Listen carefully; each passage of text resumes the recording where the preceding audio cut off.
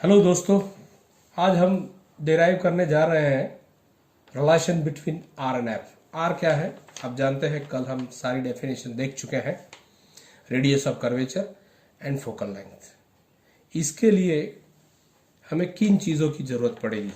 तो सबसे पहले कल मैंने आपको बताया था लास्ट डेफिनेशन में पैरेक्सियल रेज। क्या है पैरेक्सियल रेज? तो हम सब जानते हैं जो rays close to the principal axis, एक प्रिंसिपल एक्सिस के आसपास के जो रेज हैं उसे हम पैरेक्सियल रेज कहते हैं। क्या जरूरत पड़ती है हमें यहाँ पैरेक्सियल रेज की? Normally in almost all discussion of this ray optics we are dealing with the paraxial rays. क्या जरूरत है इस पैरेक्सियल रेज का?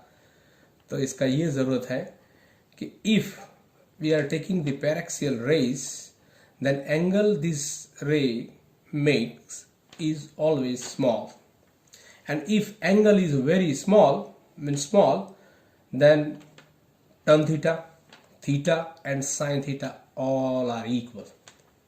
तीनों समान होंगे अगर थीटा आपका स्मॉल है तो। ज्यादातर हमारे डिस्कशन में यही रहेगा कि हम पैरेक्सियल रेज से डील करेंगे and theta normally will take is small so that we can take tan theta approximately equal to theta. Okay, अब ये रिलेशन डिराइव करने के लिए हम क्या करेंगे? तो सबसे पहले फिगर को समझेंगे। तो फिगर में आप देख सकते हैं कि ये रेज इंसिडेंट हो रही है एट अ पॉइंट ए। एक कर्व मिरर पे ए पॉइंट पे इंसिडेंट हो रही है। You can see this ray is parallel to the principal axis. और हम डेफिनेशन के माध्यम से, और हम सब जानते हैं जो रेज पैरेलल होती है प्रिंसिपल एक्सिस के, वो रिफ्लेक्शन होने के बाद कहां से पास होती है? तो we all know very well this ray always passes through the principal focus. ये बात हम अच्छी तरह जानते हैं और इसका ही इस्तेमाल किया गया है। दूसरी चीज ये क्या है? तो centre of curvature. Centre of curvature से आप कोई भी लाइन एक कर्व मिरर पे ज्वाइन करती हुई आप ड्रॉ करोगे तो हमेशा नॉर्मल रहेगी किसी भी पॉइंट पे। You draw anywhere on this curve mirror, then this line joining the centre of curvature and point on the curve mirror is always normal. तो ये हमारा क्या हो गया? सी ए हमारा हो गया normal. Okay, this is how the normal is drawn. Now you can C this ray is incident at point A and reflected. What is an angle of incidence? This is an angle of incidence, you can see. And according to laws of reflection, this is angle of reflection. Because you know angle of incidence is exactly equal to angle of reflection. ये दोनों समान होते हैं, laws of reflection से हम जानते हैं। Okay, तो ये एंगल हो गया theta theta, this is 2 theta and thereby this angle is also 2 theta. These two angles are necessarily same. Okay, दूसरी एक और बात हम इस डेरिवेशन में ध्यान रखेंगे कि ये point P and B are very close to each other. यहां हमने अलग दिखाए हुए हैं, रियलिटी में क्या होता है? This points are very close to each other, so B and point P are almost at the same position. इस चीज का भी हम इस्तेमाल करेंगे। अब देखिए ट्रायंगल CAB। तो ट्रायंगल CAB में क्या है? तो tan theta, this triangle CAB, tan theta that is opposite side by adjacent side. Opposite side is AB, adjacent side is CB. And as we know the theta is small, so you can take tan theta is approximately equal to theta. So we got theta here as an equation number 1.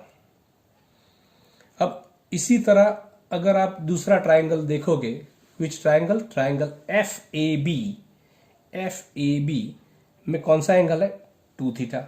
So tan 2 theta, that is opposite side AB divided by FB. Again we know theta is small, so the 2 theta is also small. If 2 theta is small, then tan theta is approximately equal to 2 theta. So 2 theta is equal to AB by FB. Theta is equal to AB by 2FB. So we got again theta. Earlier we had theta in equation 1. So left hand side is same of equation number 1. So the right hand side. तो compare कर सकते हैं आप equation 1 and 2 को. तो क्या मिलेगा? तो AB by CB is equal to AB by 2FB. देख सकते हो आप equation 2 and equation 1. Here AB will cancel. So what will left? 1 upon CB is equal to 1 upon 2FB. Now we come to that point. हमने आगे एक बात बताई है आपको कि पॉइंट P और